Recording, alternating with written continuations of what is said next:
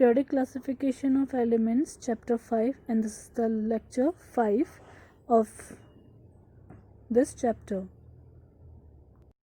Now moving ahead towards हमने क्या पढ़ा, मॉडर्न पीरियोडिक टेबल के जो एलिमेंट्स थे उनका जो पोजीशन है एलिमेंट्स की वो हमने देखी. तो आप पेज नंबर 86 में आप अपना जो मॉडर्न पीरियोडिक टेबल है उसे ओपन कर सकते हैं. उसके साथ साथ आप ये जो मैं प्रॉपर्टीज बताती जा रही हूँ आप उसको देख सकते हैं. आई hope you have understood it in very detail. मैंने आपको बहुत डिटेल में उसे बता दिया है. So now moving towards the पहला है एल्कली मेटल्स. एल्कली मेटल्स जो ग्रुप 1 और ग्रुप 2 के एलिमेंट्स हैं. ग्रुप 1 के एलिमेंट्स को बोला जाता है down the group. They all are known as alkali metals. Why? Because they have the valency 1, so that's why they are very reactive elements or very reactive metals. They are soft, light and easily fusible in nature. So इसकी जो property है वो ये है. Halogens के जो group 17 में मिले थे, ग्रुप 17 में जो हेलोजेंस मिले थे जिन्हें बोला जाता है सॉल्ट प्रोड्यूसर्स. सॉल्ट प्रोड्यूसर्स बोला जाता है. And they have 7 electrons in their outermost shell. That's why the valency here is also 1. They are non-metals.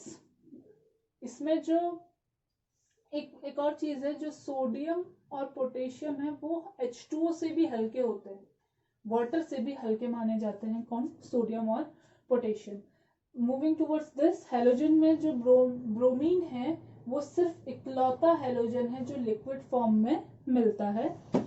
जो आयोडीन है जब उसे हीट करते हैं इट गोज अंडर सब्लिमेशन. यानी कि आयोडीन को जब हीट करा जाता है वो क्या होता है? सब्लाइम होता है और वो इट गोज अंडर सब्लिमेशन. एक प्रोसेस है जिसमें सॉलिड क्या होता है? डायरेक्ट गैस में चेंज हो जाता है. Right. So when heated it goes under sublimation. The next one is position of elements. अब पोजीशन ऑफ जो हेनरी ने एलिमेंट्स को पोजीशन दी वो किस बेसिस पे दी? हमने पढ़ा कि वो एटॉमिक नंबर पे बेस्ड थी. यानी कि जो नंबर ऑफ इलेक्ट्रॉन है वैलेंस सेल में जितने होंगे उस हिसाब से वो क्या करेंगे? Left to right. यानी कि लेफ्ट से अगर हम मॉडर्न पीरियोडिक टेबल में इस तरफ को बढ़े, राइट की तरफ को बढ़े तो वो क्या होंगे? इंक्रीज होंगे. ये हमने देखा भी कि अगर मैं जी ग्रुप 1 की बात करूं, यानी कि लेफ्ट टू राइट जो ग्रुप है G1 से G18 तक कैसे डिसाइड हो रहा है? ग्रुप 1 में 1 वैलेंस इलेक्ट्रॉन, 2 में 2, 3, 4, 5, 6, 7, 8, 9, 10, 11, 12, 18 तक. यानी कि जो चीज मैंने बताई आपको कि उसकी जो वैलेंस शेल जो वैलेंस इलेक्ट्रॉन है वो कैसे होंगे? G1 में 1 होगा. अगर मैं G7 में बोलूं उसके वैलेंस सेल में 7 इलेक्ट्रॉन होंगे. वैसे ही सो ऑन वो 18 तक जाएंगे. सो लेफ्ट टू राइट क्या हो रहा है? वैलेंस सेल में जो इलेक्ट्रॉन है वो इंक्रीज कर रहे हैं. So this in this way the position of elements is decided. जो नेक्स्ट है वो है, अब ट्रेंड्स हम इसमें पढ़ेंगे कि कैसे कैसे लेफ्ट टू राइट ज्यादा या top to bottom, down the group, down the period. हम देखेंगे कि left to right along the period कैसे. अगर मैं लेफ्ट टू राइट बोल रही हूँ तो ये अलोंग द पीरियड है.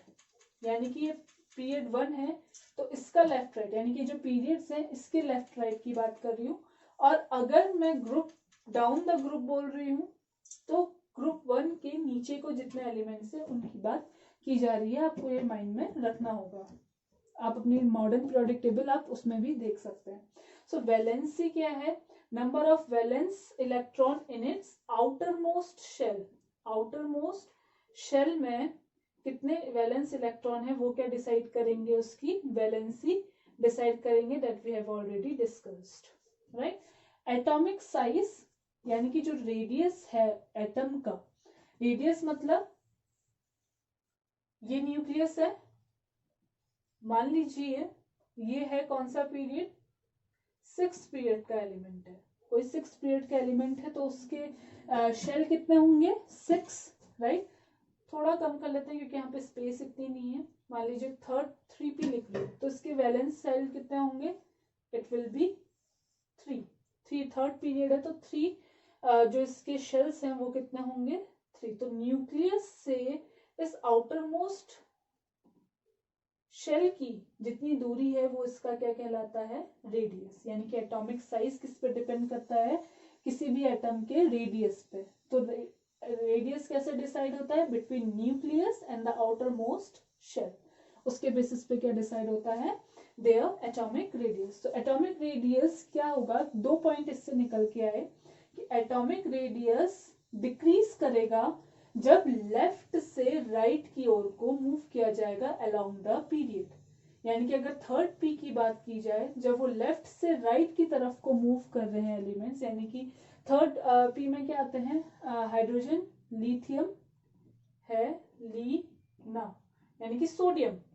किसकी बात हो रही है? सोडियम वाले एलिमेंट, यानी कि इधर को sodium, potassium, hydrogen, helium, lithium, beryllium, boron, carbon, nitrogen, oxygen, fluorine, neon, sodium, magnesium, right, aluminium, जितने भी इधर को है, यानी कि 3p से लेफ्ट टू राइट अगर मूव करेंगे तो क्या होगा? उसका एटॉमिक रेडियस डिक्रीज करेगा। डिक्रीज करेगा यानी कि डिक्रीज क्यों कर रहा है?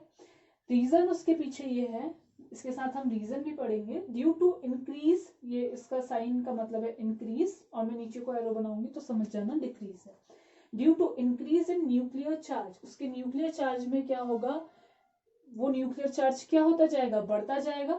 न्यूक्लियर चार्ज बढ़ रहा है तो वो क्या कर रहा है? जो इलेक्ट्रॉन आउटर मोस्ट शेल में जो इलेक्ट्रॉन है वो अपनी तरफ को अट्रैक्ट कर रहा है। क्यों? क्योंकि न्यूक्लियस में क्या है? पॉजिटिव चार्ज है और इलेक्ट्रॉन क्या है? नेगेटिव चार्ज है। तो दोनों ऑब्वियसली उनमें एक अट्रैक्शन होगा। तो वो अट्रैक्शन की वजह से क्या होगा? एटॉमिक जो रेडियस है वो डिक्रीज होता जाता है। हालांकि शेल्स बढ़ रहे, हालांकि जो अलोंग द पीरियड है वो बढ़ना चाहिए, but due to the nuclear charge which pulls the electron closer and reduces the size of the atom. Atom का साइज रेडियस पर डिपेंड है, तो रेडियस ही कम हो जाएगा तो उसका एटॉमिक साइज अपना आप ही कम हो जाएगा। सो एटॉमिक रेडियस डिक्रीज करता है when moving left to right. The reason is this, please note it down, reason भी आप साथ साथ नोट करते जाइए। नेक्स्ट वन जो दूसरा पॉइंट बनता है, लेफ्ट टू राइट तो बात हो गई। अब डाउन द ग्रुप, अगर मैं ग्रुप 1 की बात करूं या ग्रुप 2 की बात करूं तो उसके नीचे को जो एलिमेंट्स हैं वहां को क्या होगा? आप ही खुद ही अंदाजा लगाइए। डाउन द ग्रुप क्या होगा? जो पहला एलिमेंट है वो 1p होगा, वो 2p, फिर उसके बाद वाला 3p होगा, 4p, 5p, ऐसे सो ऑन करके 7p तक होगा। यानी कि p क्या कर रहे हैं? पीरियड्स क्या कर रहे हैं? उनकी शेल्स को बढ़ा रहे हैं। 3p है तो 3 शेल्स हो गए, 4p है तो 4 शेल्स हो गए, 5p है तो 5 शेल्स हैं। यानी कि अगर मैं यहाँ पे को 2p बोलूं तो 2 शेल होंगे। वैसे ही उसके नीचे अगर पहला हीलियम, लिथियम, सोडियम,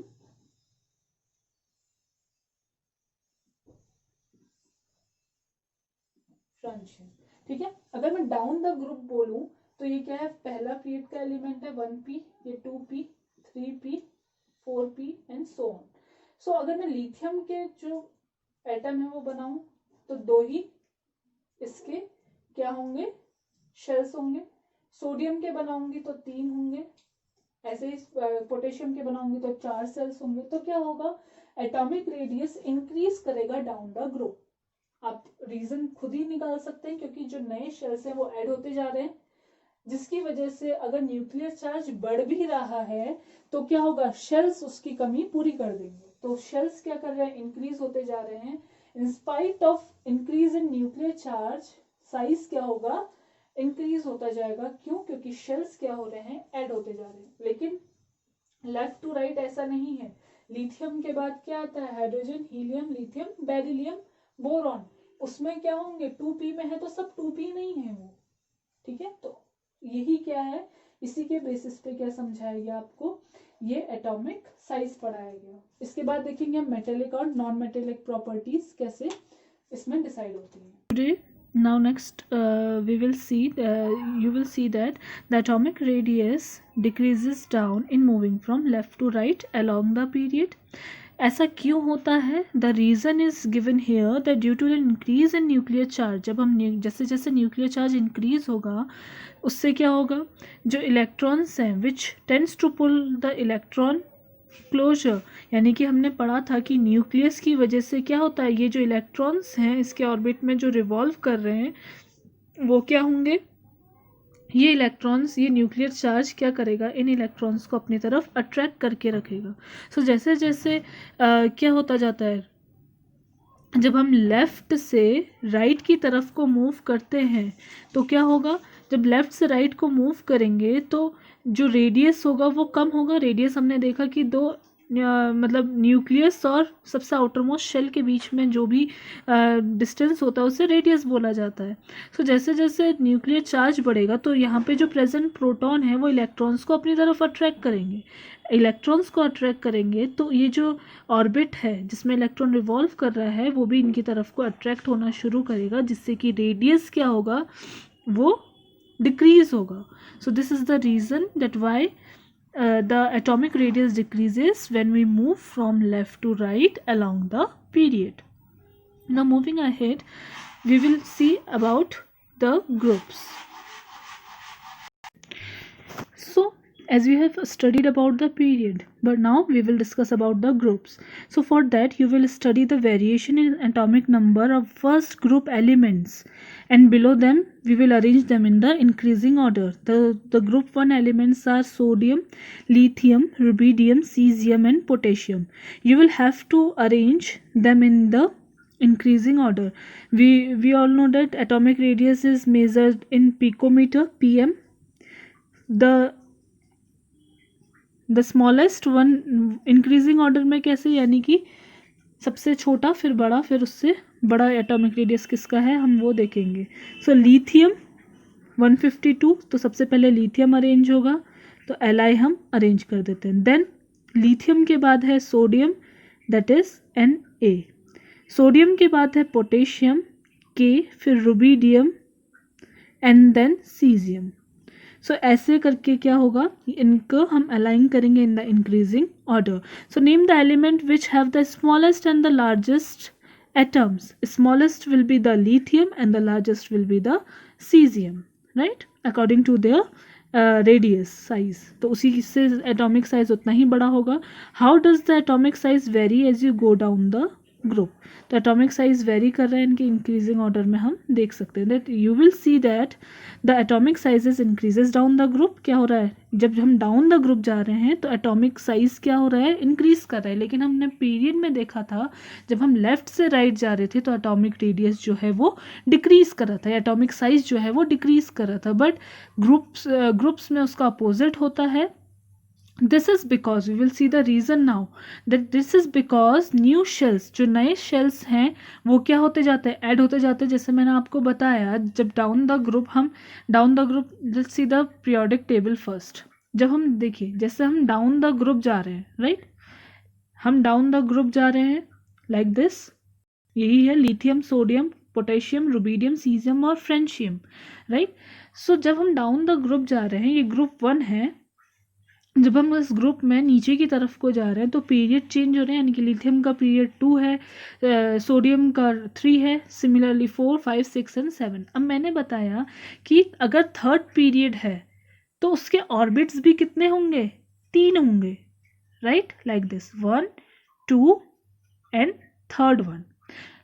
अब नेक्स्ट वन देखिए, रुबिडियम के कितने होंगे, 5 है तो 5 शेल्स होंगे, ठीक है, ऑर्बिट्स यानी कि शेल्स कितने होंगे इसके चारों तरफ, 5 पी है तो 5 ऑर्बिट्स, 3 पी है तो 3 ऑर्बिट्स, 4 पी है तो 4 orbits, in the same way 6 और 7, यानी कि ऑर्बिट्स क्या करते जा रहे हैं, इसमें जुड़ते जा रहे हैं। दैट्स वाई जो इनका एटॉमिक साइज है वो भी बढ़ता जाएगा, किसकी वजह से, due to the increasing number of orbits या shells. I hope you have understood this. So हमने देखा the reason is that this increases the distance between the outermost electron and the nucleus so that the atomic size will increase in spite of increase in nuclear charge। जो period का reason था उसमें था reason कि nuclear charge बढ़ रहा है, इसमें भी तो न्यूक्लियर चार्ज बढ़ेगा, लेकिन इसका न्यूक्लियर चार्ज बढ़ने के साथ साथ इसके जो ऑर्बिट्स हैं यानी कि जो इसके शेल्स हैं वो भी इंक्रीज होते जा रहे हैं, यानी कि हर एक दूसरे एलिमेंट में डाउन द ग्रुप जब हम जा रहे हैं तो एक शेल इंक्रीज हो रहा है, सिमिलर वे उसके नीचे एक शेल और इंक्रीज हो रहा है, जिससे कि क्या होता है, एटॉमिक साइज इंक्रीज करता है in spite of increase in nuclear charge. So now let's see the next property, that is metallic and non-metallic property, right? Metallic और non-metallic property में you will examine the elements of the third period and classify them as metals and non-metals. Let us see the third period elements. अब इसमें हम जब third period elements देखेंगे तो third period में आता है सोडियम मैग्नीशियम. अब ये एक लंबा गैप है, इस लंबे गैप के बाद एक एल्यूमिनियम ही है, यानी कि आप इसमें जो भी ग्रीन कलर्ड से एलिमेंट्स देख रहे हैं they all are what metals. ये जो जिगजैग लाइन है लाइक दिस, ये जो जिगजैग लाइन है दिस वन, ये क्या कर रही है, ये जिगजैग लाइन मेटेलॉइड्स है, यहाँ भी और यहाँ से भी, राइट? ये क्या है, मेटेलॉइड्स हैं. ये मेटेलॉइड्स क्या हैं, देज आर द ट्रांजिशन, यानी कि यहाँ से क्या होता है, ना ये मेटल्स होते हैं ना ये नॉन मेटल्स होते हैं. So that's why these are called metalloids, जो दोनों की ही प्रॉपर्टी शो करते हैं. इसके बाद के जो येलो कलर्ड जो जितने भी एलिमेंट्स हैं they all are non metals. So extreme left में इस तरफ आपको मेटल्स मिलेंगे और एक्सट्रीम राइट में आपको नॉन मेटल्स मिलेंगे. और एक जिगजैग पोर्शन है जो ये जिगजैग पोर्शन है जो डार्क लाइन से बना हुआ है, this will indicate the presence of metalloids. Here जो पिंक कलर के एलिमेंट्स हैं दे ऑल आर मेटलॉइड्स. सो आपको ऊपर यहाँ पे दिखा भी है ग्रीन इज मेटलॉइड. एक एक्सेप्शन आप देख रहे होंगे, नॉन मेटल येलो है, इधर पे सारे नॉन मेटल येलो है, लेकिन यहाँ पे एक हाइड्रोजन जो है that is also coloured with yellow and it is also a non metal but it is placed in the place of this metals. So this is an exception of this modern periodic table. Now the zigzag line separates metal from the non-metals as we have already discussed. So उन्होंने बोला कि third period के आप elements देखेंगे Na और Mg metallic है और aluminium भी क्या है, मेटल है. लेकिन अगर हम फॉस्फोरस, सल्फर, क्लोरीन, आर्गन देखें तो they all are non metals. So ये लेफ्ट में क्या है, मेटल्स हैं और राइट में क्या है, नॉन मेटल्स है. We have observe this. Now let's see what they are saying. उन्होंने बोला on which side of the periodic table do you find metals. अब हमने देखा हमने मेटल्स कहाँ फाइंड करे, on the left side. So we will write left side. On which side of the periodic table and on which side of the periodic table do you find the non-metals? We find it on the right side. You will write the right side. Similar thing is written over here. The metals like sodium and magnesium are towards the left hand side of the periodic table, while the non-metals like sulfur and chlorine are found on the right hand side, right? So in the middle we have silicon, which is classified as semi-metal or metalloids because it exhibit the property of both metals and non-metals. In this modern periodic table the zigzag line separates the metals from non-metals. ये border line के जो elements हैं that are boron, silicon, germanium, arsenic, ठीक है, antimony, tellurium and polonium. So these are the metalloids which are present in this zigzag line. So this is all about the metallic and non-metallic property. Let us see more ahead that how do you think the tendency to lose electron changes in a group. How will this tendency change in a period. यानी कि अब हमने बात तो कर ली किसकी, from left to right अब हमने देख लिया. अब हम देखेंगे कि जो इलेक्ट्रॉन्स हैं वो कैसे कैसे लूज करते हैं ग्रुप में और इनकी क्या टेंडेंसी है, कैसे ये पीरियड में चेंज होते हैं. So as the effective nuclear charge acting on the valence shell electron increases across the period.